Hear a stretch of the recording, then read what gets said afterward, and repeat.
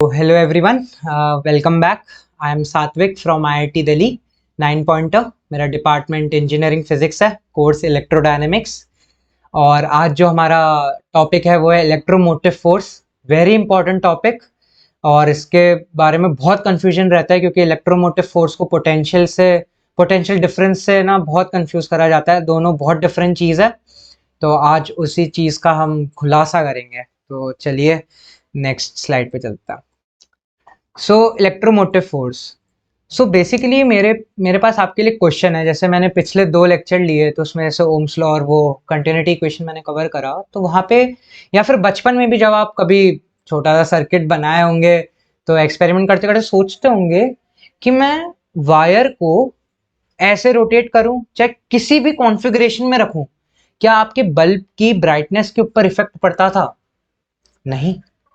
तो वही है कि मैं आपसे यहाँ पे क्वेश्चन पूछना चाहता हूँ कि current is same all the way around the loop, why is this case when the obvious driving force is inside the battery?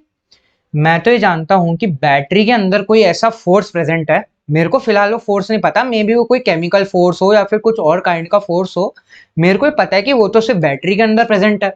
तो एक यूनिफॉर्म करंट कैसे फ्लो कर सकता है ऑल अराउंड द वायर, जबकि जो मेन ड्राइविंग फोर्स है वो तो सिर्फ बैटरी के अंदर है? तो इसके लिए एक थ्योरी है। ये पैराग्राफ जो है ये मैंने ग्रिफिथ से लिया है, तो एक बहुत अच्छा पैराग्राफ है, तो आप प्लीज इस पैराग्राफ को ध्यान से सुनिएगा। तो यहाँ पे हम मतलब मान लेते हैं कि जैसे अगर मैं यहाँ पे एक सर्किट कंसिडर करता हूँ, जैसे ये मेरा बल्ब हो गया जिसको मैं रेजिस्टेंस शो कर रहा हूँ, ये मेरी बैटरी हो गई, ठीक है। तो मतलब मैं यहाँ पे एक स्विच भी कंसिडर करना चाहता हूँ, ठीक है। तो एट टी बराबर 0 ये स्विच खुला हुआ था, फिर मैंने टी बराबर 0 प्लस की कंडीशन में मैं आपसे बात करूंगा। तो एक्चुअली होता क्या है कि जैसे ही स्विच को क्लोज करा जाता है ना, तो ये जो बैटरी के अंदर जो फोर्सेस हैं, बैटरी के अंदर जो फोर्स जो केमिकल फोर्स है, एक्चुअली उस चार्ज सेपरेशन क्रिएट करता है between the two electrodes of the battery. तो यहाँ पे कुछ पॉजिटिव मतलब कुछ पॉजिटिव चार्ज और कुछ नेगेटिव चार्ज ऐसा पाइल अप होने लग जाता है। अब वो क्या करता है कि जैसी बैटरी क्लोज हुई तो ये जो इनके कारण जो ये छोटे से पाइलअप्स हुए हैं इनके इलेक्ट्रोड्स पे, उनके कारण जो इलेक्ट्रिक फील्ड है उसके कारण आसपास के जो इलेक्ट्रॉन्स हैं या फिर जो फ्री चार्ज है वो मूव होना चालू होता है। अब वो जैसे ही मूव होना चालू होता है ना, तो वो इन बैंड्स या फिर जो सरफेस है उसके अलोंग वो चार्जेस कलेक्ट होने लग जाते हैं थोड़े थोड़े। तो वो जो चार्जेस कलेक्ट होते हैं उनके कारण जो नेट इलेक्ट्रिक फील्ड बनती है वो ही मेन रीजन होती है कि और चार्जेस आगे बढ़ पाते हैं।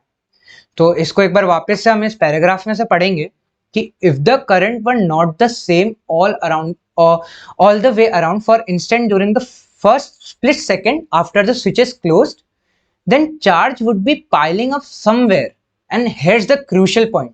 यहाँ पे वही क्रूशियल पॉइंट की बेंड के ऊपर जैसे चार्जेस जो है सरफेस के ऊपर अगर रहने लग गए तो उसके कारण जो इलेक्ट्रिक फील्ड आती है वो इवन आउट करती है पूरे फ्लो को करंट के। तो वही है कि here's the crucial point, the electric field of this accumulating charge is in such a direction as to even out the flow। तो ये एक बहुत ही ब्यूटीफुल प्रॉपर्टी है नेचर की, या फिर हम मान सकते हैं कि गिफ्ट मिला हुआ है ह्यूमन काइंड को नेचर की तरफ से, कि मतलब सिस्टम अपने आप ही इतना सेल्फ करेक्टिंग है कि कहीं भी मतलब जैसे अपन वायर को रोटेट करेंगे तो मे बी उन चार्जेस का जो अलग अलग प्लेसेस पे अगर वो पाइल अप हो रखे हैं वो सब चेंज हो, लेकिन होंगे इस तरह ही चेंज की जो आई है वो सेम रहे। तो ये बहुत ही इंटरेस्टिंग प्रॉपर्टी है। तो आगे बढ़ते हैं यहाँ पे कि सपोज फॉर इंस्टेंट, तो यहाँ पे जैसे मैंने एक फिगर बना रखा है नीचे यहाँ पे एक वायर का, तो आप प्लीज एक बार इस फिगर को अच्छे से देखें। तो सपोज मैं इस इंस्टेंस पे मान रहा हूं कि जो करंट इस बेंड की तरफ आ रहा है वो करंट जो बेंड से जा रहा है उससे ज्यादा है, मतलब जो आई इन में यहाँ पे कंसिडर कर रहा हूं that is greater than I out for instance. तो आप समझ सकते होंगे कि यहाँ से चार्जेस आ रहे होंगे, तो यहाँ पे जैसे वो इस कोने पे टकरा है तो वहां पे कलेक्ट होना थोड़े चार्जेस पाइल अप होने चालू होंगे, ठीक है। इन पाइलअप के कारण एक इलेक्ट्रिक फील्ड आएगी ई इंड्यूस, जैसे मैंने यहाँ पे सर्कल करा है, ई इंड्यूस एक इलेक्ट्रिक फील्ड आई, ठीक है। अब मैं इसके कंपोनेंट्स लेता हूँ कि देखिए कि एक कंपोनेंट ऐसा आ रहा है, एक कंपोनेंट थोड़ा ऐसा आएगा, ठीक। तो current in bad is greater then the current out, then charge piles up at the corner and this produces a field aiming away from the kink। मतलब किंक ये का है कि इस बेंड के, जैसे ये जो बेंड है इसको ही हम किंक कह रहे हैं, तो इससे अवे एक फील्ड जनरेट होगी इन चार्ज पाइलिंग के कारण। तो आप क्लियरली देख सकते हैं कि जो ई इंड्यूस्ड है ये आई इनको कम करने की कोशिश कर रहा है, मतलब जो चार्जेस आ रहे हैं उनके अपोजिट फोर्स लगा के आई इनको कम करने की कोशिश कर रहा है। और मेरा अजम्पशन क्या था कि आई इन आई आउट से ज्यादा है, तो आई इन को कम कर रहा है और आप क्लियरली देख सकते हैं आई आउट को इन्फ्लुएंस करके बढ़ा रहा है, जिससे आई इन और आई आउट बराबर हो जाए। तो ये एक बहुत ही ज्यादा ब्यूटीफुल प्रॉपर्टी है। तो यहाँ पे जैसे लिखा हुआ भी है कि this field opposite the current flowing in, slowing it down and promotes the current flowing out, speeding it up until these currents are equal। तो ये एक बहुत मेन रीजन था कि इससे आपको नई चीज भी पता लगी होगी कि कैसे, जबकि ड्राइविंग फोर्स बैटरी में तब भी चार्जेस इवनली पूरे वायर में फ्लो करते हैं विद द सेम करंट। तो ये बहुत इंपॉर्टेंट स्लाइड थी। अगर आपको कुछ भी डाउट हो तो प्लीज इस स्लाइड को एक बार वापस देखें और हम नेक्स्ट स्लाइड की तरफ प्रोसीड करते हैं।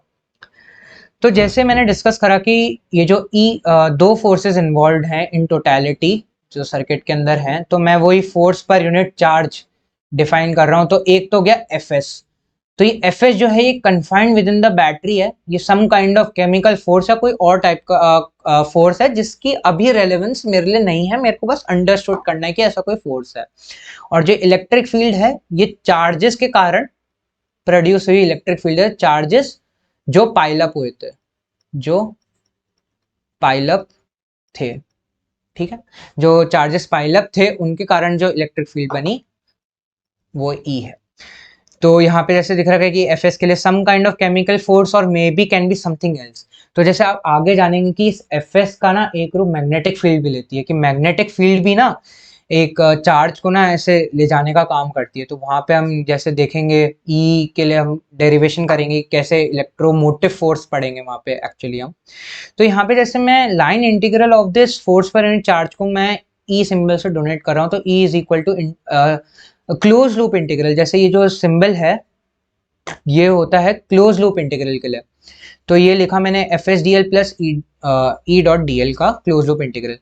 सिंस अगर आप देखें कि फोर्स जो लग रहा होगा चार्ज पे वो लग रहा होगा क्यू ई, ठीक है। अब ये जो फोर्स है ये जो इलेक्ट्रिक फील्ड है वो चार्जेस के कारण है, तो जो इलेक्ट्रिक फील्ड है कंजर्वेटिव होती है नेचर में। इसका मतलब लूप के अंदर अगर मैं इसका लाइन इंटीग्रल लूंगा तो वो जीरो हो जाएगा। ये आपने कंजर्वेटिव फोर्स या कंजर्वेटिव फील्ड की डेफिनेशन के अंदर जरूर पढ़ा होगा। तो ये हमने जीरो कर दिया। जैसे ही जीरो करा मेरे पास ई आ गया integral close loop integral of F S dot d L. तो इस ई को ही इलेक्ट्रोमोटिव फोर्स डिफाइन करा है। तो आप देख सकते हैं कि इलेक्ट्रोमोटिव फोर्स और पोटेंशियल डिफरेंस में कितना ज्यादा मतलब अलग है दोनों टर्म्स। ये जो इलेक्ट्रोमोटिव फोर्स है ये उस फोर्स का लाइन इंटीग्रल है जो चार्ज को इनिशियली मूव करने का प्रोसेस स्टार्ट करती है, तो वो इलेक्ट्रोमोटिव फोर्स डिफाइंड है। जैसे यहाँ पे मैंने एक बैटरी का डायग्राम भी बना रखा है और इनिशियली वो t is equal to 0 plus पे जो एफ एस चार्जेस क्रिएट करता है और ये जो इलेक्ट्रिक फील्ड बनती है जो फर्दर पाइल अप करती है इलेक्ट्रॉन्स को, फिर उनका इलेक्ट्रिक फील्ड बन के ऐसा सेट होता है कि आई जो है वो यूनिफॉर्म हो जाए वायर के अंदर। तो charge separation is created by the battery और एफ एस, ठीक है। Assume battery to be resistanceless. अब मैंने जैसे पिछली बार में पढ़ाया था कि रेजिस्टेंस होता है ये, ठीक है।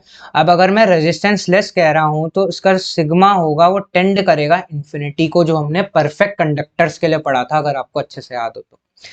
सो एक इक्वेशन ये भी है कि भाई J is equal to sigma force पर यूनिट चार्ज, ये भी मैंने पहले लेक्चर में कवर करा था।